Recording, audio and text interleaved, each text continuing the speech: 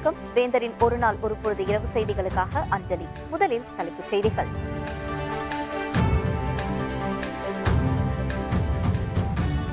திமுக ஆட்சிக்கு வந்தால் அதிகாரத்தை தவறாக பயன்படுத்தியவர்கள் மீது நடவடிக்கை. தேர்தல் பிரச்சாரத்தில் மு.க. ஸ்டாலின் பேச்சு.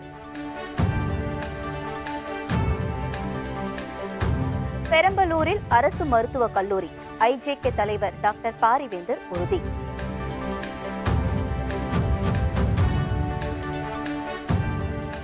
அதிமுக எம்எல்ஏ வெற்றி செல்லாது, சென்னை உயர்நீதிமன்றம் அதிரடி தீர்ப்பு.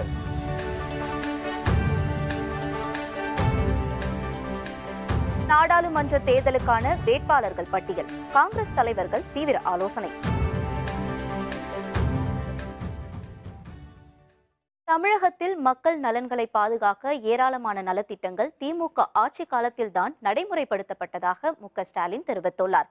திமுக வேட்பாளர் எஸ்.ஆர். பார்த்திபனுக்கு ஆதரவாக சேலம் கோட்டை திடலில் நடைபெற்ற தேர்தல் பிரச்சார கூட்டத்தில் பேசிய மு.க. ஸ்டாலின், மத்தியில் ஆளும் பாரதிய ஜனதா அரசு மற்றும் அதிமுக அரசு மீது மக்கள் கோபத்தில் உள்ளதாக தெரிவித்தார்.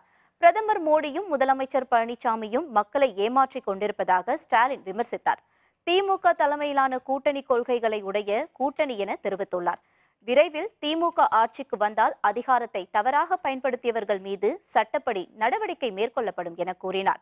விவசாயிகள் நெசவாளர்களுக்கு இலவச மின்சாரம் வழங்கியது முதல் அரசு மருத்துவக் கல்லூரிகள் மாநிலத்தின் பல்வேறு இடங்களில் தொடங்கப்பட்டது வரை திமுக ஆட்சியில்தான் அதிகளவில் திட்டங்கள் நிறைவேற்றப்பட்டதாக அவர் தெரிவித்துள்ளார். உதயசூரியன் உதித்ததற்கு பிறகுதான் இந்த தமிழ் சமுதாயம் வெளிச்சத்தை பார்த்திருக்கிறது. தாழ்த்தப்பட்ட, பிற்படுத்தப்பட்ட, சிறுபான்மை சமுதாயத்தை சார்ந்திருக்கக்கூடிய அந்த தரப்பு மக்கள் கல்வியை கற்க முடிந்தது, வேலை வாய்ப்பை பெற முடிந்தது, தன்னம்பிக்கையை பெற முடிந்தது. நாம் மனிதர்கள் என்ற அந்த உணர்வை பெறுவதற்கு உதயசூரியன் சின்னம்தான் காரணமாக அமைந்திருக்கிறது. உதயசூரியன் சின்னத்தின் அடிப்படையில் தான் பள்ளிகள் திறக்கப்பட்டன, கல்லூரிகள் உருவாகி இருக்கிறது. நம்முடைய பிள்ளைகள் பொறியாளர்களாக, இன்ஜினியர்களாக, மருத்துவர்களாக, வழக்கறிஞர்களாக இன்றைக்கு உருவாகி இருக்கிறார் என்று சொன்னால் அதற்கு காரணம் நம்முடைய உதயசூரியன் சின்னம்தான்.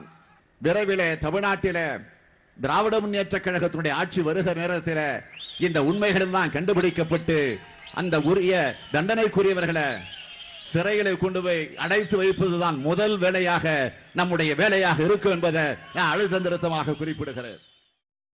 தமிழகத்தில் மக்களை பாதிக்கும் எந்த திட்டமும் செயல்படுத்தப்பட மாட்டாது என முதலமைச்சர் பழனிசாமி திட்டவட்டமாக தெரிவித்துள்ளார். சேலம் மாவட்டம் கருமந்துறையில் உள்ள ஸ்ரீ வெற்றி விநாயகர் கோவிலில் சிறப்பு வழிபாட்டில் பங்கேற்ற பின்னர் பிரச்சாரத்தை தொடங்கிய முதலமைச்சர் பழனிசாமி கள்ளக்குறிச்சி மக்களவை தொகுதியில் தேமுதிக வேட்பாளர் எல்.கே. சுதீசையும் சேலம் அதிமுக வேட்பாளர் சரவணையும் ஆதரித்து வாக்கு சேகரித்தார். பின்னர் செய்தியாளர்களிடம் பேசிய முதலமைச்சர் பழனிசாமி, பாரதிய ஜனதா கூட்டணியை மதவாத கூட்டணி என விமர்சித்து வரும் திமுக கடந்த காலத்தில் பாரதிய ஜனதாவுடன் கூட்டணி வைத்து ஆட்சி புரிந்ததாக தெரிவித்துள்ளார். விவசாயிகள் பாதிக்கப்படக்கூடிய எந்த ஒரு திட்டத்தையும் தமிழகத்தில் அம்மாவுடைய அரசு அனுமதிக்காது என்பதை வலியுறுத்தி ஏற்கனவே நாங்கள் தெரிவிக்கப்பட்டிருக்கிறோம். வெற்றி மிக பிரகாசமாக இருக்கின்றது. தமிழகத்தில் 39 நாடாளுமன்ற உறுப்பினர், பாண்டிச்சேரியில் 40 நாடாளுமன்ற வேட்பாளர்களும் அதிக வாக்கு வித்தியாசத்தில் வெற்றி பெறுவார்கள். தமிழகத்தில் நடைபெறுகின்ற 18 சட்டமன்ற இடைத்தேர்தலிலும் அனைத்து வேட்பாளர்களும் வெற்றி பெறுவார்கள் என்பதை தெரிவித்தார். மக்களவை தேர்தலில் தான் வெற்றி பெற்றால் பெரம்பலூரில் அரசு மருத்துவக் கல்லூரி அமைக்கப்படும் என பெரம்பலூர் மக்களவை தொகுதி வேட்பாளரும் இந்திய ஜனநாயக கட்சியின் நிறுவனர் தலைவருமான டாக்டர் பாரிவேந்தர் உறுதியளித்துள்ளார். பெரம்பலூர் மாவட்டம் மணச்சநல்லூர் அடுத்த ஈச்சம்பட்டியில் உள்ள ஜூமா மசூதியில் இஸ்லாமிய மக்களிடம் இந்திய ஜனநாயக கட்சியின் நிறுவனர் தலைவர் டாக்டர் பாரிவேந்தர் வாக்கு சேகரித்தார். இந்திய யூனியன் முஸ்லிம் லீக் கட்சியின் கொடியை ஏற்றி வைத்த டாக்டர் பாரிவேந்தர் பின்னர் இஸ்லாமிய மக்களிடம் உரையாற்றினார். அப்போது பன்முகத்தன்மை கொண்ட இந்தியாவில் அனைவரும் சகோதரத்துவத்துடன் வாழும் நிலையில் பாஜக அரசு பிரித்தாலும் சூழ்ச்சியை செய்து வருவதாக குற்றம் சாட்டியுள்ளார். இந்துத்வா பிடியிலிருந்து விடுபட வேண்டும் எனில் அனைவரும் ஒற்றுமையுடன் செயல்பட வேண்டும் என கேட்டுக்கொண்ட அவர் அப்போதுதான் நாட்டுக்கு 2வது சுதந்திரம் கிடைக்கும் என கூறினார். இது ஏதோ தேர்தலுக்காக நான் சொல்லப்படுகிற ஒரு வார்த்தை எல்லாம் வாசகம் அல்ல. இந்த அருமையான நேரத்தில் உங்களை எல்லாம் பார்க்கிற வாய்ப்பை தந்த அந்த அல்லாவுக்கு நன்றி செலுத்தி நீங்கள் அனைவரும் ஒரே முகமாக நீங்கள் மட்டுமல்லாமல் குடும்பத்தில் அத்தனை பேரும் நண்பர்களும் சொந்தங்களும் வேறு எங்கிருந்தாலும் அவர்களுக்கு தொடர்பு கொண்டு வாக்கை பெற்று இந்த பாராளுமன்ற தொகுதிக்கு வேட்பாளரை தேர்ந்தெடுக்க வேண்டும். தேர்ந்தெடுத்த பிறகு ஏற்கனவே தேர்ந்தெடுக்கப்படாத அந்த நேரத்திலேயே நான் என்னெல்லாம் செய்தேன் என்று விசாரித்து பாருங்கள். ஆக தேர்ந்தெடுக்கப்பட்டால் இன்னும் பல திட்டங்களை கொண்டு வருவேன். அது மட்டுமல்ல, இன்றைக்கி இந்த மருத்துவக் கல்லூரி அடிக்கல் நாட்டப்பட்டு அப்படியே இருக்கிறது பெரம்பலூருக்கு. அதையும் தூங்குவதற்கு வழி செய்வேன். தலைவர் ஸ்டாலின் நேற்று சொன்னது போல அதையெல்லாம் செய்து கொடுப்பேன். இன்னும் பல காரியங்களை செய்ய காத்திருக்கிறேன். அதற்கு உங்களுடைய கட்டளை தேவை என்பதை கூறி இந்த நேரத்தில் உங்களை பார்க்க வாய்ப்பளித்த ஜமாத்துக்கு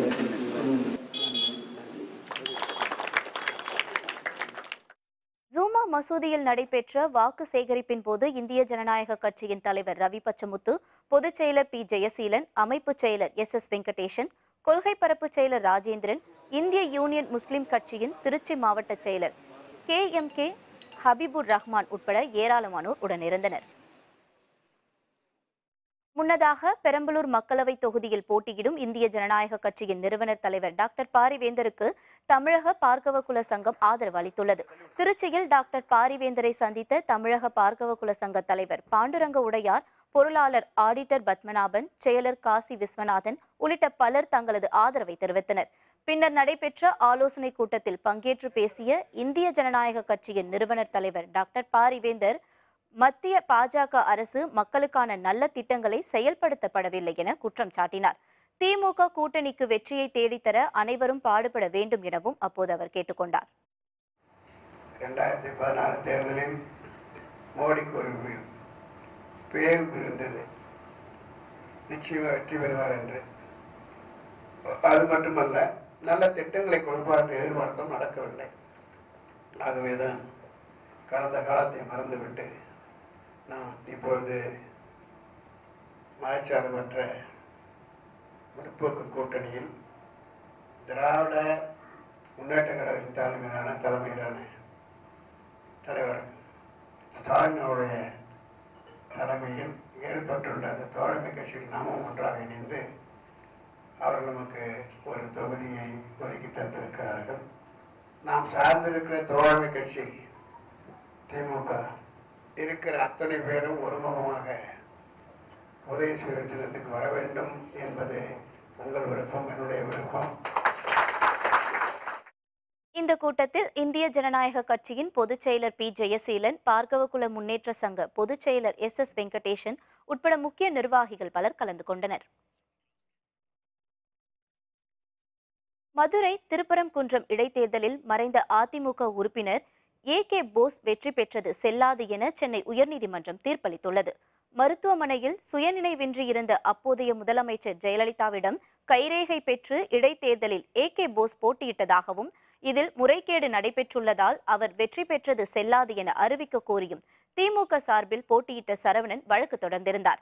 இந்த வழக்கை விசாரித்த உயர்நீதிமன்ற நீதிபதி வேல்முருகன், திருப்பரங்குன்றம் இடைத்தேர்தலில் அதிமுக வேட்பாளர் AK போஸ் வெற்றி பெற்றது செல்லாது என தெரிவித்துள்ளார். ஜெயலலிதா மருத்துவமனையில் சுயநினைவோடுதான் கைரேகை வைத்தார் என்பதும் நிரூபிக்கப்படவில்லை என்றும் நீதிபதி குறிப்பிட்டுள்ளார். மேலும் தன்னை வெற்றி பெற்றதாக அறிவிக்க கோரி சரவணன் தொடர்ந்த மனுவையும் நீதிபதி தள்ளுபடி செய்து உத்தரவிட்டார்.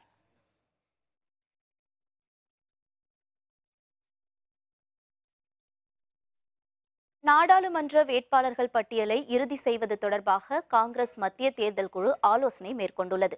தமிழகம் உள்ளிட்ட மாநிலங்களில் மக்களவைத் தேர்தலுக்கான வேட்புமனு தாக்கல் சூடுபிடித்துள்ளது. பாரதிய ஜனதா கட்சி தமது முதல்கட்ட வேட்பாளர் பட்டியலை வெளியிட்டுள்ள நிலையில் தமிழக காங்கிரஸ் வேட்பாளர்கள் பட்டியல் இன்னும் வெளியாகவில்லை. இதனிடையே தில்லியில் காங்கிரஸ் மத்திய தேர்தல் குழு வேட்பாளர்கள் பட்டியல் தொடர்பாக ஆலோசனை மேற்கொண்டது. இதில் காங்கிரஸ் தலைவர் ராகுல் காந்தி, மூத்த தலைவர் சோனியா காந்தி, தமிழக காங்கிரஸ் தலைவர் KS அழகிரி உள்ளிட்டோர் ஆலோசனை மேற்கொண்டனர்.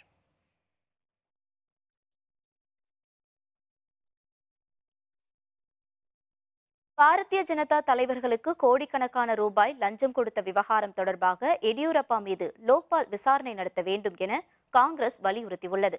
தில்லியில் செய்தியாளர்களிடம் பேசிய காங்கிரஸ் கட்சியின் மூத்த செய்தி தொடர்பாளர் ரந்தீப் சிங் சுர்ஜ்வேலா கர்நாடக முன்னாள் முதல்வர் எடியூரப்பாவின் இல்லத்திலிருந்து 2017 வருமான வரித்துறையினர் கைப்பற்றிய டைரியில் இந்த ஆதாரங்கள் காணப்படுவதாக குறிப்பிட்டார். எடியூரப்பாவிடமிருந்து பணத்தை பாரதிய ஜனதா தலைவர்கள் பெற்றார்களா இல்லையா என்பதை பிரதமர் மோடி தெளிவுபடுத்த வேண்டும் என கூறினார். இந்த விவகாரத்தில் தொடர்புடையவர்கள் மீது லோக்பால் நீதிபதி விசாரணை நடத்த வேண்டும் என்றும் அவர் கேட்டுக்கொண்டார். மதுரை சித்திரை திருவிழாவை காரணம் காட்டி மக்களவை தேர்தல் தேதியை ஒத்திவைக்க கோரிய 3 மனுக்களை சென்னை உயர்நீதிமன்றம் தள்ளுபடி செய்துள்ளது. மதுரை சித்திரை திருவிழா மற்றும் பெரிய வியாழன் போன்ற காரணங்களை காட்டி மக்களவை தேர்தலை ஒத்திவைக்குமாறு 3 மனுக்கள் சென்னை உயர்நீதிமன்றத்தில் தாக்கல் செய்யப்பட்டன. பெரிய வியாழனை ஒட்டி கிறிஸ்துவ பள்ளிகளில் வாக்குச்சாவடி அமைக்கக்கூடாது என்று கூறியும் மனு தாக்கல் செய்யப்பட்டது. இதனை அடுத்து தேர்தல் ஆணையம் பதிலளிக்குமாறு உயர்நீதிமன்றம் உத்தரவிட்டது. தேர்தல் ஆணையம் அளித்த பதிலில் மக்களவை தேர்தலுக்கு விரிவான ஏற்பாடுகள் செய்யப்பட்டிருப்பதாகவும் வாக்குப்பதிவு நேரம் இரவு 8 மணி வரை நீட்டிக்கப்பட்டுள்ளதாகவும் கூறியிருந்தது. இதனை ஏற்று தேர்தலை ஒத்திவைக்க கோரிய 3 மனுக்களை சென்னை உயர்நீதிமன்றம் தள்ளுபடி செய்தது. ஏற்றுமதியை அதிகரிக்க நடவடிக்கை, தமிழிசை சவுந்தரராஜன் உறுதி. விவரம் விளம்பர இடைவேளைக்கு பிறகு.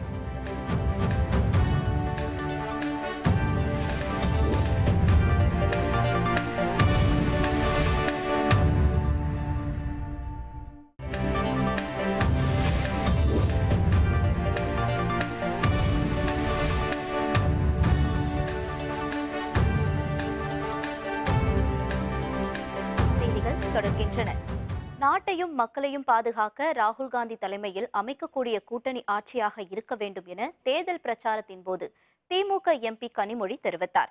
ராமநாதபுரம் நாடாளுமன்ற தொகுதி கூட்டணி கட்சி வேட்பாளர் மற்றும் பரமக்குடி சட்டமன்ற தொகுதி வேட்பாளர் ஆகியோரை ஆதரித்து பரமக்குடியில் கனிமொழி தேர்தல் பிரச்சாரம் செய்தார். அப்போது பேசிய அவர், திமுக தலைமையிலான கூட்டணி வெற்றி பெற்று மத்தியில் காங்கிரஸ் ஆட்சி அமையும் போது ராமநாதபுரத்தில் அரசு மருத்துவக் கல்லூரி அமைக்கப்படும் என்றார். மேலும் விவசாயிகள் மற்றும் நெசவாளர்களின் நலன் பாதுகாக்க நடவடிக்கை எடுக்கப்படும் என உறுதியளித்துள்ளார். இந்த தேர்தல் பிரச்சாரத்தின் போது திமுக மற்றும் கூட்டணி கட்சி வேட்பாளர்கள், நிர்வாகிகள், தொண்டர்கள் என ஏராளமானோர் கலந்து கொண்டனர். மக்களுக்கு பயன்படக்கூடிய, மக்களை பாதுகாக்கக்கூடிய காங்கிரஸ் தலைமையிலான ஒரு கூட்டணி ஆட்சியாக ராகுல் காந்தி அவர்கள் பிரதமராக இருக்கக்கூடிய ஒரு ஆட்சியாக அங்கே உருவாக வேண்டும். தமிழர்களின் சுயமரியாதையை மதிக்கக்கூடிய, தமிழர்களின் உணர்வுகளை, தமிழ்நாட்டின் உணர்வுகளை மதிக்கக்கூடிய ஆட்சியாக அங்கே உருவாக வேண்டும். நாடாளுமன்ற தேர்தலுடன் சட்டமன்ற இடைத்தேர்தல் திணிக்கப்பட்டுள்ளதாக அமைச்சர் கடம்பூர் ராஜு தெரிவித்துள்ளார்.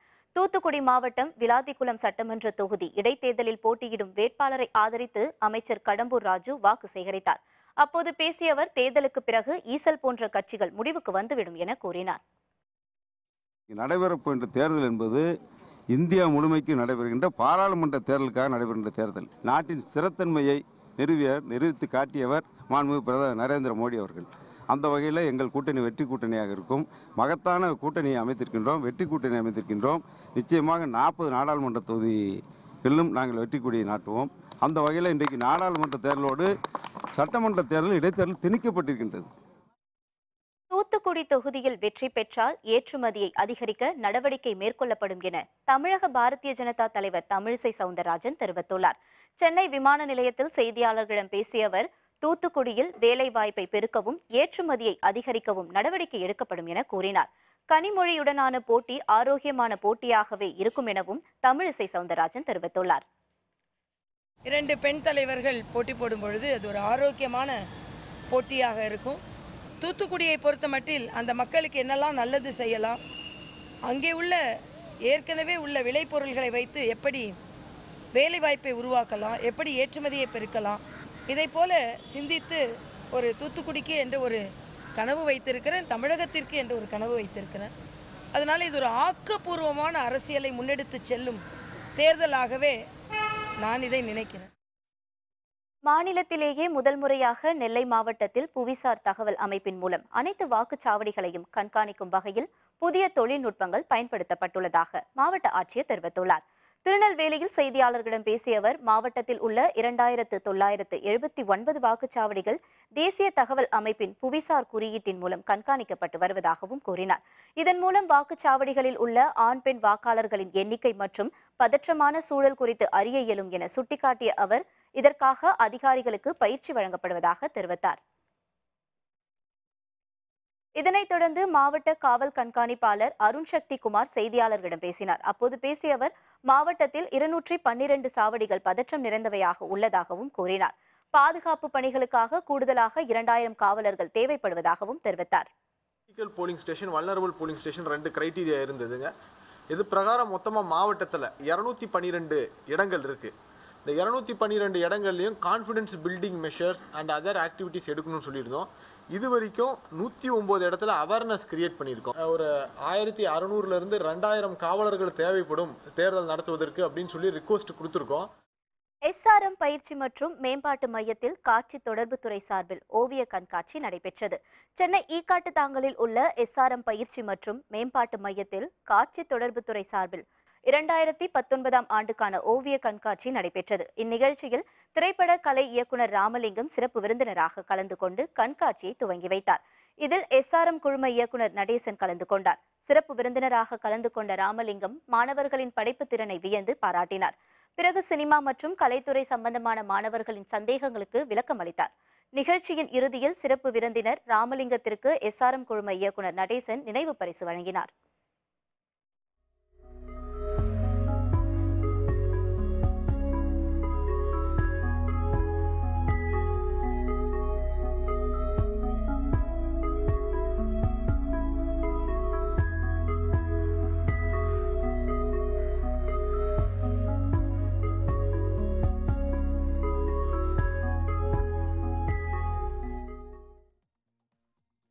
இனி செய்திகளின் தொகுப்பை காணலாம். கரூர் மாவட்டத்தில் ரத்னகிரீஸ்வரர் கோயிலில் தெப்போற்சவ திருவிழா வெகு விமர்சையாக நடைபெற்றது. குளித்தலை அருகே ரத்னகிரீஸ்வரர் கோவிலில் உள்ள தெப்பக்குளம் தூர்வாரப்படாமல் இருந்தது. இதனையடுத்து பொதுமக்கள் மற்றும் சமூக ஆர்வலர்கள் ஒன்று சேர்ந்து குளத்தை சுத்தம் செய்தனர். இதனை முன்னிட்டு இந்த கோவிலில் தெப்போற்சவ விழா வெகு விமர்சையாக நடைபெற்றது. ஐயர்மலை ரத்னகிரீஸ்வரர் சுவாமி அலங்கரிக்கப்பட்டு பரிசல் துறையில் உலா வந்தார். இதில் ஏராளமான பக்தர்கள் கலந்து கொண்டு சுவாமி தரிசனம் செய்தனர். சேலம் ஆத்தூர் அருகே ஸ்ரீ பாலசுப்பிரமணிய சுவாமி கோவிலில் பங்குனி உத்திர திருவிழா வெகு விமர்சையாக நடைபெற்றது. இதனை முன்னிட்டு சிறப்பு அபிஷேகத்தை தொடர்ந்து முருகனுக்கும் வள்ளி தெய்வானைக்கும் திருமண உற்சவம் நடைபெற்றது. முருகப்பெருமானும் வள்ளி தெய்வானையும் எழுந்தருளி இருப்பதை அடுத்து திருத்தேரோட்டம் நடைபெற்றது. வள்ளி தெய்வானையுடன் காட்சியளித்த முருகப்பெருமானுக்கு சிறப்பு பூஜைகள் செய்யப்பட்டு தீபாராதனை செய்யப்பட்டது. இதில் ஏராளமான பக்தர்கள் கலந்து கொண்டு திருத்தேரை வடம் பிடித்து இழுத்து சுவாமி தரிசனம் செய்தனர். கடலூர் மாவட்டம் சீயன்பாளையம் கிராமத்தில் உள்ள புஷ்பகிரி மலையாண்டவர் திருக்கோவிலில் பங்குனி உத்திர திருவிழா நடைபெற்றது. இவ்விழாவில் ஆயிரக்கணக்கான பக்தர்கள் பங்கேற்று 108 பால்குடம் மற்றும் காவடி எடுத்து நேர்த்திக்கடன் செலுத்தினர். பெண்கள் தாங்கள் நினைத்த காரியம் கைகூட வேண்டி பால்குடம் எடுத்து மலையாண்டவர் கோவிலை சுற்றியுள்ள வீதிகள் வழியாக ஊர்வலம் வந்து புஷ்பகிரி மலை ஆண்டவருக்கு அபிஷேகம் செய்து முருகனை வழிபட்டனர். நாகப்பட்டினம் மாவட்டம் சீர்காழி அருகே வைத்தீஸ்வரன் கோவிலில் பங்குனி உத்திர திருவிழாவை முன்னிட்டு நரி ஓட்டம் எனப்படும் யானை ஓட்ட நிகழ்ச்சி வெகு விமர்சையாக நடைபெற்றது.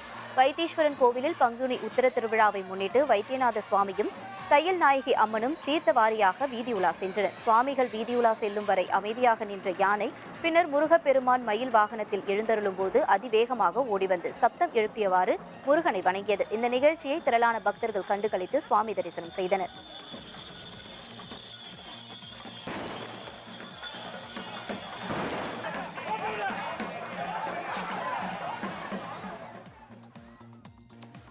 விழுப்புரம் மாவட்டத்தில் பழமை வாய்ந்த திரௌபதி அம்மன் கோவிலில் நடைபெற்ற திருக்கல்யாண உற்சவத்தில் ஆயிரக்கணக்கான பக்தர்கள் கலந்து கொண்டு சுவாமி தரிசனம் செய்தனர்.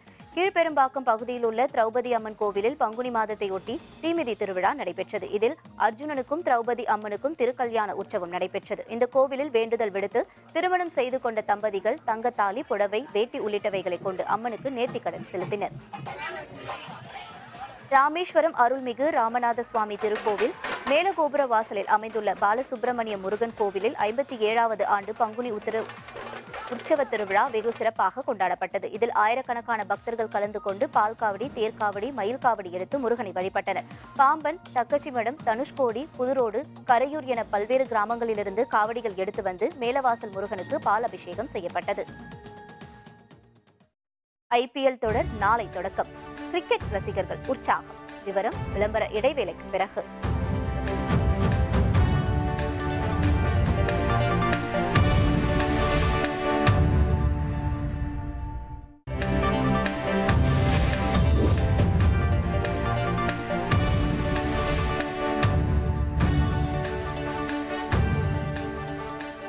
செய்திகள் தொடர்கின்றன.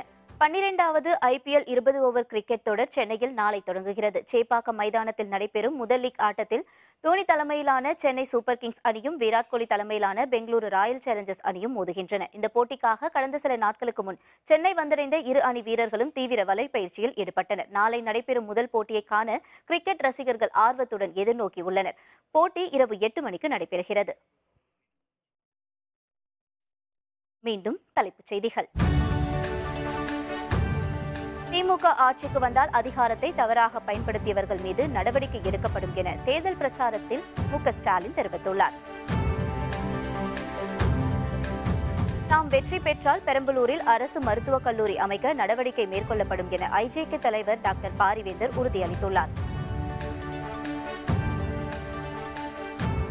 அதிமுக எம்எல்ஏ வெற்றி செல்லாது என சென்னை உயர்நீதிமன்றம் அதிரடி தீர்ப்பு வழங்கியுள்ளது.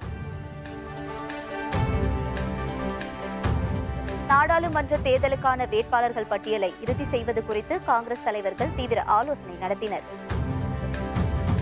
இத்துடன் வேந்தரின் ஒருநாள் ஒரு பொழுது இரவு செய்திகள் நிறைவடைந்தன. வேந்தர் டிவி செயலியை பதிவிறக்கம் செய்து முக்கிய செய்திகளை நேர்கள் காணலாம்.